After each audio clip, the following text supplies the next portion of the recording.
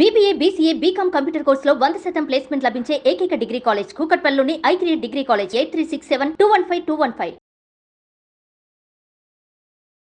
నమస్కారం సాయి గారు. నమస్తే అండి. సో కోడ్ జ్ఞాన్ నుంచి చాలామంది కెరీర్ గైడెన్స్ ఎక్కువ మంది అంటే సాఫ్ట్వేర్ వైపు ఎక్కువ మంది స్టూడెంట్స్ వస్తూ ఉన్నారు. అంటే మీరు ఇచ్చేటువంటి ఇన్ఫర్మేషన్ కానివ్వండి, లేదంటే మీ దగ్గర ఉండేటువంటి ఒక 600 కంపెనీస్ తోటి మీరు టైప్ అయి వెళ్ళేటువంటి విధానంలో ప్రతి ఒక్క స్టూడెంట్కి జాబ్ ఆపర్చునిటీ కల్పించే విధానంలో కానివ్వండి, సో వాళ్ళ స్టూడెంట్స్ మైండ్ సెట్ కూడా మారి ఇటువైపు వస్తూ ఉన్నారు. అయితే ఇంకొంతమంది ఎలానంటే సాఫ్ట్వేర్ జాబ్ అనేది నాకు కల, బట్ దాంట్లో ప్యాకేజ్ ఏ విధంగా ఉంటుంది, ఏవి టాప్ జాబ్స్, అంటే ఏ కోర్స్ చేస్తే ఏవి టాప్, ఏ విధంగా ఉంటుందని అనుకుని తెలుసుకునేటువంటి వాళ్ళు చాలామంది ఉన్నారు. సో వాళ్ళకి మీరేం చెప్తారంటే సాఫ్ట్వేర్లో టాప్ పేయింగ్స్ ఉండేటువంటి జాబ్స్ ఏమి ఉంటాయి అండ్ ఏ సబ్జెక్ట్ మీద ఎక్కువ ఫోకస్ చేస్తే బెటర్గా ఉంటుంది? సో దాని గురించి ఇవాళ మనం టాప్ 10 ఇండియాలో టాప్ 10 జాబ్స్ ఏవైతే ఉన్నాయి సాఫ్ట్వేర్ రిలేటెడ్ది చూద్దామండి. సో మనకి ఇక్కడ top paying IT jobs 2024 okay ఉంది. సో దీంట్లో ఫస్ట్ ఇవన్నీ కూడా టాప్ పేయింగ్ జాబ్ రోల్స్ అనమాట. ఇవి data science, software developer, machine learning, cloud architect, DevOps, big data, digital marketing, software architect, artificial intelligence and user experience design. So ఒక్కొక్క దానికి ఎంతెంత packages ఉన్నాయి అన్నది చూద్దాం. సో డేటా సైన్స్కి ఫ్రెషర్కి 4 LPA నుంచి 12 LPA దాకా ఉంది. సో డేటా సైన్స్లో డిఫరెంట్ రోల్స్ ఉంటాయి. Data analyst, data engineer, data architect, data science.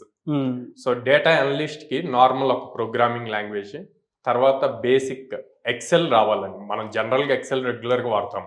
XL in depth వచ్చి డేటా అనాలిసిస్ చేయగలిగితే అది, తర్వాత machine learning, deep learning. So ఆ స్కిల్స్ బేస్ చేసుకొని ఒక్కొక్క స్కిల్ని బేస్ చేసుకొని జనరల్గా Python programming, excel, data analysis అంటే 4 LPA పక్కా వస్తుంది అనమాట. చాలా నీడ్ ఉంది మార్కెట్లో. అట్లాగా మెషిన్ లెర్నింగ్, డీప్ లెర్నింగ్ ఇట్లా హై లెవెల్ స్కిల్స్కి వెళ్ళిన దగ్గర నుంచి ప్యాకేజ్ పెరుగుతూ ఉంటుంది అనమాట. ఓకే. సో ఎక్కువ స్టార్టప్స్ లో బాగా డిమాండింగ్ ఉంది ఇప్పుడు డేటా సైన్స్ కి. చాలా ఓపెనింగ్స్ ఉన్నాయి కానీ స్కిల్డ్ స్టూడెంట్స్ లేరు డేటా సైన్స్ కి. దెన్ సాఫ్ట్వేర్ డెవలపర్, ఏ ప్రోగ్రామింగ్ లాంగ్వేజ్ జావా నేర్చుకోండి, పైథాన్ నేర్చుకోండి, లేకపోతే మెన్ స్టాక్ నేర్చుకోండి, రియాక్ట్ జేఎస్ నేర్చుకోండి. బేసిక్గా 3 LPA నుంచి 18 LPA దాకా ఉంది. సో ఇప్పుడు నేను మాట్లాడుతున్నంతా కూడా నార్మల్ స్టూడెంట్స్ గురించి అండి. IITs, IIMs వాళ్ళ గురించి, నార్మల్ కాలేజెస్లో చదివి వాళ్ళు ఎంటర్ అవ్వాలి, నాన్ ఐటీ నుంచి ఒకవేళ ఐటీలోకి ఎంటర్ అవ్వాలి అనుకుంటున్న వాళ్ళకి ఇవన్నీ. And then machine learning. So machine learning డైరెక్ట్గా మెషిన్ లెర్నింగ్ నేర్చుకోలేమండి. పైథాన్ నేర్చుకోవాలి ప్రోగ్రామింగ్ లాంగ్వేజ్, తర్వాత ఎక్సెల్, తర్వాత డేటా అనాలిసిస్, డేటాబేస్. వీళ్ళకి స్టార్టింగ్ 4 LPA అంటే 33,000 పర్ మంత్ నుంచి 8 lakhs వరకు ఉంటుంది. ఓకే. తర్వాత క్లౌడ్ ఆర్కిటెక్ట్ అని. సో ప్రోగ్రామింగ్ ఇంట్రెస్ట్ ఉండదు చాలా మందికి. అమ్మ అంతంత లైన్స్ ఆఫ్ కోడ్ మనం యాడ్ రాస్తాము అని చెప్పి అనుకోండి, భయపడిపోతారు ముందు స్టూడెంట్స్. సో అట్లాంటి వాళ్ళకి క్లౌడ్ బాగా యూజ్ అవుతుందండి. AWS ఉంది, అజ్యూర్ ఉంది. సో దాంట్లో ఆ టూల్స్ ఎలా వాడతాము, వాటిని ఎలాగ ఆప్టిమైజ్ చేయాలి అన్నవి చేసుకుంటే it's somewhere related to networking అనమాట. క్లౌడ్ ఆర్కిటెక్ట్ రిలేటెడ్ ఉంటుంది. సో అది చేసుకుంటే కనుక 4 LPA నుంచి 8 LPA ప్యాకేజెస్ లో వస్తుంది. సో ఇక్కడ స్క్రిప్టింగ్ రాసుకుంటే సరిపోద్ది, అంటే less than 10 lines of code అట్లా రాసుకుంటే సరిపోద్ది. ఎక్కువ రాయాల్సిన అవసరం ఉండదు. తర్వాత డెవాప్స్ ఇంజనీర్, ఇప్పుడు ఇది బాగా వినిపిస్తుంది మార్కెట్లో. సో ఈ డెవాప్స్ అంటే ఏం లేదండి, ఆ పేరులోనే ఉంది, డెవలప్మెంట్ చేయాలి, ఆపరేషన్స్, క్లౌడ్ ఆర్కిటెక్ట్ రెండు చూసుకోవాలి. ప్రోగ్రామింగ్ రావాలి, క్లౌడ్ రావాలన్నమాట. రెండింటిని ఒకళ్ళే చేయాలి. ఎదువరకు ఇద్దరు చేసేది ఇప్పుడు ఒకళ్ళు చేయాలన్నమాట. సో దానికి కూడా 3.6 LPA నుంచి 9 LPA దాకా ఉంది. సో ప్రోగ్రామింగ్ లో ఎనీ ప్రోగ్రామింగ్, పైథాన్, ఆర్ ఇట్లాంటివి వచ్చి, క్లౌడ్ AWS ఆర్ అజ్యూర్ వస్తే సరిపోతుంది. నెక్స్ట్ బిగ్ డేటా అని. నాకు తెలిసి నెక్స్ట్ ఫ్యూచర్ అంతా కూడా డేటా సైన్స్, బిగ్ డేటా వీటి మీదే ఉంటుందండి. ఎందుకంటే ప్రతిదీ మనం డేటా రిలేటెడే మాట్లాడుకుంటున్నాం. ఏది మాట్లాడినా ఇప్పుడు ఈవెన్ ఇప్పుడు పాలిటిక్స్ జరుగుతున్నాయి, ఎలక్షన్స్ రాబోతున్నాయి. అందరూ ఏం చెప్తున్నారు, సమ్ ఎక్స్ పార్టీ గెలుస్తుందంటే ఆన్ వాట్ బేసిస్, వాళ్ళు సర్వే చేసి ఆ డేటా బేస్ చేసుకొని ఓకే మేము ఒక 1000 శాంపుల్స్ తీసుకున్నాం, అంతా డేటా మీదేనండి. ఫ్యూచర్ అంతా డేటా మీదే. సో ఇది ఒకటి most important thing big data engineer.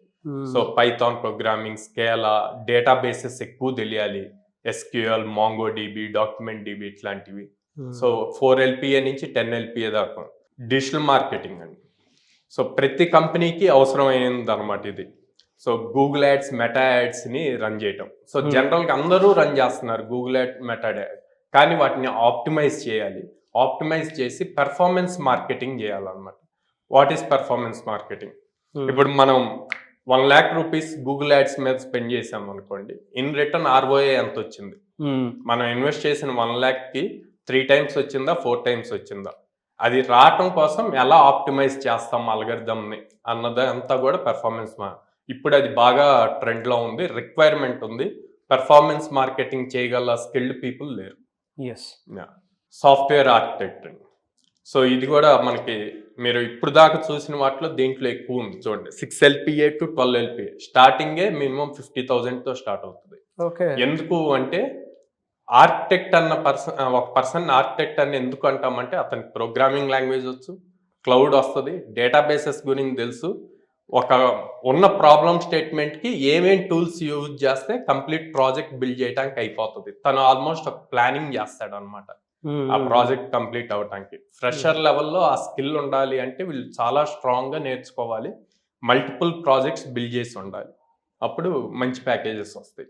Artificial intelligence అందరూ ఇప్పుడు బాగా మాట్లాడుతుంది అనమాట, అవును, బాగా యూజ్ చేస్తుంది కూడా. ఓకే గూగుల్, సిరి, ఇవన్నీ, అలెక్సా.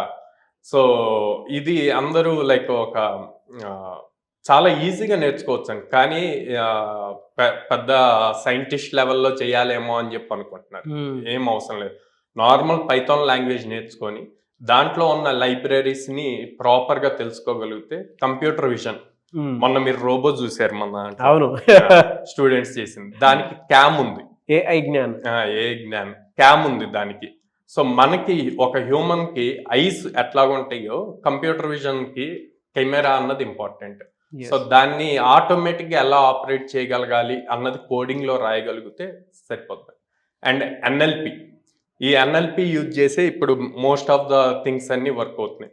ఇప్పుడు మీరు గూగుల్లోకి వెళ్ళి ఏదైనా సెర్చ్ చేయగానే విత్ ఇన్ సెకండ్స్ డేటా వస్తుంది, కొన్ని హండ్రెడ్స్ ఆఫ్ పేజెస్ వస్తున్నాయి. దాన్ని మించి ఇప్పుడు ChatGPT వచ్చింది, OpenAI. అందులో యాక్యురేట్గా మీరు ఏం చేయాలి, మార్కెటింగ్ చేయాలనుకోండి, మార్కెటింగ్లో స్టోరీ రాయాలి, ఆ స్టోరీ కూడా అది ఇస్తుంది. ఎట్లా ఇస్తుందంటే on basis of NLP, natural language processing. So ఇది బాగా కీ రోల్ ప్లే చేస్తుంది వెళ్ళే కొద్ది. Okay. And then user experience design అండి. ప్రతి కంపెనీకి వాళ్ళ వెబ్సైట్ చాలా ఇంపార్టెంట్.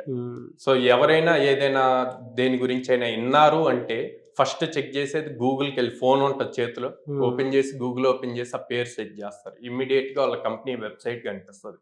ఆ వెబ్సైట్ ఎంత కూల్గా, నీట్గా, అట్రాక్టివ్గా ఉంటుందో దాన్ని బేస్ చేసి యూజర్స్ దాని లోపల ఉన్న ప్రొడక్ట్స్ ఏంది అవన్నీ తెలుసుకుంటారు. సో దానికి కూడా పెద్దగా ఏం నేర్చుకోవాల్సిన అవసరం లేదండి. క్యాన్వా డిజైనింగ్ టూల్ ఉంది, ఫ్రీ టూల్. ఫ్లట్టర్ ఉంది, తర్వాత అడోబ్ ప్రీమియర్ ప్రో ఉంది. ఈ టూల్స్లో పేజెస్ ఎలా డిజైన్ చేయాలి అన్నది తెలుసుకోవాలి. ఆ డిజైన్ చేసిన వాటిని కోడింగ్ ఫార్మెట్లోకి ఎలా మార్చాలి, దానికి HTML, CSS వస్తే సరిపోతుంది. సో ఇవన్నీ ప్రెజెంట్ టాప్ 10 జాబ్స్ అండి 2024లో. ఎక్కడ సార్ అంటే ప్లేస్మెంట్స్ ఎక్కువగా ఎక్కడ మనకి ఏ కంపెనీస్ లో మనకి దొరికే అవకాశం ఉంటుంది? సో ఇప్పుడు మనం మాట్లాడిన అన్ని ప్రతి కంపెనీలోనూ ఉంటాయండి. స్పెసిఫిక్ గా ఇట్లాంటి అన్ని కూడా మనకి మైక్రోసాఫ్ట్, గూగుల్, అడోబ్ వీటన్నిటిలో ఉంది. సాఫ్ట్వేర్ ఆర్కిటెక్ట్ ఇట్లాంటి అన్ని కూడా టాప్ మోస్ట్ కంపెనీస్ లో తీసుకుంటున్నారు. వీళ్ళెవరూ కూడా మీకు ఎదువరకు చూసేవాళ్ళు పర్సంటేజెస్ ఎంత ఉన్నాయి, 75 ఉన్నాయా, 80 ఉన్నాయా, IIT చేశారా, IIMs నుంచి వచ్చారా అని. ఇప్పుడు ఏం చేస్తున్నారంటే ప్రతి కంపెనీ కూడా ఇండివిజువల్గా మనకి ఒక ఎగ్జామ్ కండక్ట్ చేస్తున్నారు ఆన్లైన్లో. Anyone can apply. మినిమం 60% ఉంటే ఎనీవన్ కెన్ అప్లై. ఆ ఎగ్జామ్లో మీరు క్వాలిఫై అయితే ఇంటర్వ్యూకి వెళ్తారు, ఇంటర్వ్యూలో మీరు క్రాక్ చేస్తే, సో అంటే అందరికీ ఆపర్చునిటీ ఉంది. అవును, అది అందరికీ తెలియట్లేదు. Very good sir. సో ఇదంతా చూసేటువంటి వాళ్ళు కోడ్ జ్ఞానంలో జాయిన్ అయితే ఎటువంటి అవకాశాలు ఉంటాయి? సో కోడ్ జ్ఞానంలో మనం ఇప్పుడు నేను చెప్పిన టాప్ మోస్ట్ కంపెనీస్ అన్నిటితోనూ టైఅప్ ఉంది. 600 కంపెనీస్తో టైఅప్ ఉందండి. సో ఆల్మోస్ట్ వీక్లో 3 to 4 డ్రైవ్స్ జరుగుతూనే ఉంటాయి. ఎక్స్క్లూజివ్గా కోడ్-9 డెస్టినేషన్ స్టూడెంట్స్కే జరుగుతాయి. బయట ఆఫ్ క్యాంపస్ లాగా పూలింగ్ లాగా అట్లా కాదు. సో దానివల్ల వీళ్ళకి కాంపిటీషన్ తక్కువ ఉంటుంది. వీళ్ళ దగ్గర ప్రాపర్ స్కిల్ ఉంటే ఈజీగా క్రాక్ చేయగలుగుతారు జాబ్. మినిమం 3 LPA నుంచి స్టార్ట్ అవుద్ది. కోడ్-9లో యావరేజ్ శాలరీ 4 LPA అంటే 33,000 per month. హైయెస్ట్ శాలరీ వచ్చింది 18.2. ఇంకా స్కిల్ బేస్డ్ అండి, వాళ్ళ దగ్గర స్కిల్ ఉంటే అంతేనా. ఎలా సార్ మిమ్మల్ని అప్రోచ్ అవ్వాలంటే ప్రాసెస్? స్క్రీన్ మీద డిస్ప్లే అవుతున్న నెంబర్స్ కాల్ చేయొచ్చండి. ఆ నెంబర్స్ కాల్ చేసే ముందు ట్రస్ట్ ఫ్యాక్టర్ ఇంపార్టెంట్. సో అందుకని మా సోషల్ మీడియా ఛానల్స్ ఇన్స్టాగ్రామ్, యూట్యూబ్లో ఆల్రెడీ ప్రీవియస్ ప్లేస్ అయిన స్టూడెంట్స్ యొక్క స్టోరీస్, టెస్టిమోనియల్స్ అవి చూసి వాళ్ళు డైరెక్ట్గా మమ్మల్ని కాంటాక్ట్ అవ్వచ్చు. విజయవాడలో మొగల్రాజ్పురంలో ఉంది branch, Hyderabad Nizampet cross road JNTU metro station పక్కన ఉంది, అండ్ దెన్ బెంగళూరులో BTM లేఅవుట్లో ఉందండి. డైరెక్ట్ 3 ప్లేసెస్లో ఉన్నాయి. 3 ప్లేసెస్లో. సో మీరు కనుక జాయిన్ అవ్వాలి అనుకునేటువంటి వాళ్ళు సమ్మర్లో ఏదైనా 60 డేస్లోనూ 90 డేస్లోనూ కోర్స్ పూర్తి చేసుకొని జాబ్ ఆపర్చునిటీ తోటి మీ లైఫ్ స్టైల్ని మీరు చేంజ్ చేసుకోవాలి అనుకునేటువంటి వాళ్ళు స్క్రీన్ మీద మీ కాంటాక్ట్ నెంబర్ కనిపిస్తుంది కోడ్-9 వాళ్ళది. దానికి మీరు కాల్ ఆర్ మెసేజ్ వాట్సాప్ చేసి వెంటనే ఎన్రోల్ చేసుకోవచ్చు. అయితే ఇందులో ముఖ్యంగా మీరు విజయవాడలో జాయిన్ అవ్వాలి అనుకునేటువంటి వాళ్ళకి విజయవాడలో దానికి తగ్గట్టే అక్కడ ఆఫీస్ అవన్నీ ఉన్నాయి. అండ్ మీరు కనుక హైదరాబాద్లో జాయిన్ అవ్వాలి అని అంటే మెట్రో స్టేషన్ పక్కనే ఉంటుంది, అది కూడా KPHPలో మెట్రో స్టేషన్ పక్కనే ఉంటుంది, అంతే కదా సార్? JNTU మెట్రో అక్కడే ఉంటుంది అనమాట, దానికి ఆనుకునే ఉంటుంది. సో మీరు హైదరాబాద్లో ఉండేటువంటి స్టూడెంట్స్ లేదా పరిసర ప్రాంతాల్లో ఉండేటువంటి స్టూడెంట్స్ అవకాశాన్ని కనుక తీసుకోవాలి అనుకుంటుంటారు హైదరాబాద్లోనే జాయిన్ అవ్వచ్చు. అండ్ బెంగళూరు వెళ్ళాలి అనుకునేటువంటి వాళ్ళు లేదా బెంగళూరులో సెటిల్ అవుదాము, IT కూడా అక్కడ బాగుంటుంది కదా అనుకున్నటువంటి వాళ్ళు ఎవరన్నా సరే బెంగళూరు వెళ్ళి జాయిన్ అవుదాం అనుకుంటే స్క్రీన్ మీద కనిపిస్తున్న నెంబర్కి సంప్రదించి, సో బెంగళూరు కాంటాక్ట్ నెంబర్ కూడా ఉంది, దానికి మీరు కాల్ ఆర్ మెసేజ్ వాట్సాప్ చేసి జాయిన్ అవ్వచ్చు. వీటితో పాటు మీకు ఏదైనా డౌట్ ఉంటే కింద కామెంట్ బాక్స్లో పోస్ట్ చేయండి. నేను సాయి గారు దాని మీద వీడియోస్ చేయడం జరుగుతుంది. సో దానివల్ల మీకు కూడా నాలెడ్జ్ తెలుస్తుంది, అండ్ అందులో ఉండేటువంటి లూప్ హోల్స్ ఏంటి, ఎలా ఉండొచ్చు, ఏంటిది అనేది ఫర్దర్గా కూడా ఇచ్చేయచ్చు. సో ఎవరైనా జాయిన్ అవుదాము అనుకున్నటువంటి వాళ్ళు వెంటనే మీకు కోర్స్ చేసిన వెంటనే జాబ్ ఏదైనా కావాలి అనుకున్నటువంటి వాళ్ళకి స్క్రీన్ మీద కనిపిస్తున్న నెంబర్ సంప్రదించవచ్చు, కోడ్-9 వాళ్ళది. అండ్ ఈ వీడియో లైక్ అండ్ షేర్ మాత్రం తప్పకుండా చేయండి. ఇలాంటి మరిన్ని వీడియోస్ కోసం మా ఛానల్ ఫాలో అవ్వండి. Thank you so much Sai గారు. Thank you.